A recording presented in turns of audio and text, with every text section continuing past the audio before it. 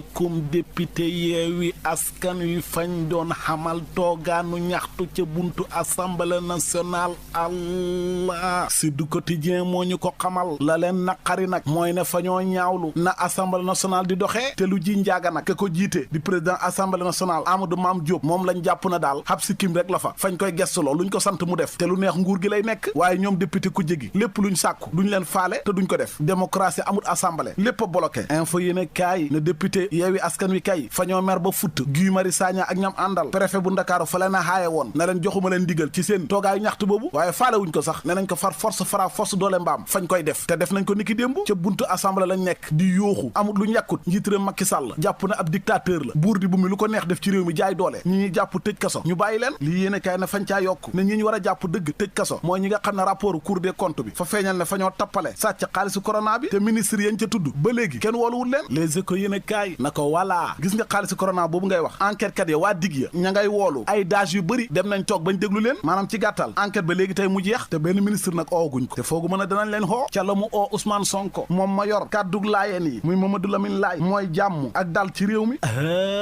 yow seetal Ousmane Sonko daal démb fa demoon laayeen ca seen woote ga seeti ko yor seen kàddu ñu amal waxtaan seen diggante waa grand place yéene kaay ñu ko xamal laas yéene kaay na ko Mamadou Lamine Laay kay ak waa laayeen yi fa ñoo waar Ousmane Sonko fa ko wax na ko jàmm ñun moom lañ bëgg te képp ku bëgg a jot ci réew mi fa war a xaar ba wotey jot waaye jaru xeex ak xuloo vox populi naka yor kàddu laayeen kay fa wax fukki dëggam ak juróom-ñaar Ousmane Sonko bu Pastef te mooy fitna xeex jaru ko xaaral ba wotey jot ñu la bëgg a fal la ci jàmm mu jeex Ousmane Sonko na ko dégg naa li nga wax waaye léegi faa lay laaj su fekkente ne wote yooyu ngay wax na naa xaar ba mu jot ma laaj réew mi comme ni ma ko luwaa mayee léegi si jamono jooju njiitu réew Macky Sall moom fa maa bëgg a tere bokk ci wote yooyu bëgg koo jaare ci justice bi attekat yi ñu teg ma ay daan ci loo xam ne dëgg du yoon léegi nag foofu la problème bi nekk gis ngeen jàmm ñaar a koy dox te sëñ bi faay wax ak yow gis nga ñun ñii musuñoo dal ci kaw kenn musuñoo attaqué kenn waaye fa ñuy fitnaal di ñu jaay doole léegi su yàggee faw nga fippu loolu mooy dëgg vox populi ne Sonko ak waa Pastef yi dalal nañ xelu laayeen yi yor yéene kaay ne waa APR yi lañ war a wax ak ñoom fa ñuy wër ci kër kilifa diine yi tariqa yi di yàq deru Ousmane Sonko naan nitu fitna laak patati patata waaye liñ seetlu mooy fa ñuy lajj ci seen pexe yooyu ndax ku ci Sonko toogal su waxee da nga xam ne la mu waxee dëgg 24 heures yéene kaay ne yàq der gi sax ci kanam nitu diine yi lii wane na fa ñoo lajj du jàll mooy ne démb sëriñ daara yu bëri kilifa diine yu bëri fa ñoo dajaloo ci benn mouvement bu ñuy duppee mouvement doomu daara yu Pastef ñoom ñëpp nekk ca gannaaw Ousmane Sonko di ko jàppale mbooloo mu bëri dajaloo fa bàyyi ko ci diwaan yu bëri ak dëkk diine yu bëri Sonko fa faa jël kaddu def muqaddima ci arab di tere ay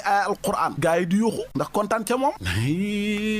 leer laneen lu leer ba yegg ca naan ñi ja mooy ne kilifa diine yi fa ñuy wax ak politiciens yi di leen waar waaye fa ñoo seetlu ne message bi ñaaral daal duy jàll Walf Fadjri yéen kaay na lan moo tax indépendant yéen kaay ne am na ay ONC mbootaay yu nekk ci réewu Afrique yi fa ñoo ñaawlu doxalin njiitu réew Macky Sall rawatina wàllu ñetteelu mandat fa ñoo wax ne na ko moytu 2024 bés bi yéen kaay ne 2024 boobu suñu waxantee dëgg am na ñoo xam ne wóoru na danañ ci bokk na ci Ousmane Sonko Khalifa Sall njiitu réew Macky Sall Karim Wade boo moytuut ñoom duñ ci bokk turbine yéen kaay ne man faa leen di waxal yéen opposition bi gis ngeen njiitu réew Macky Sall mii fa leen di nax di leen nelawal ak ñetteelu mandat ngeen nekk ci ngoy ci naan du fi xamee ñetteelu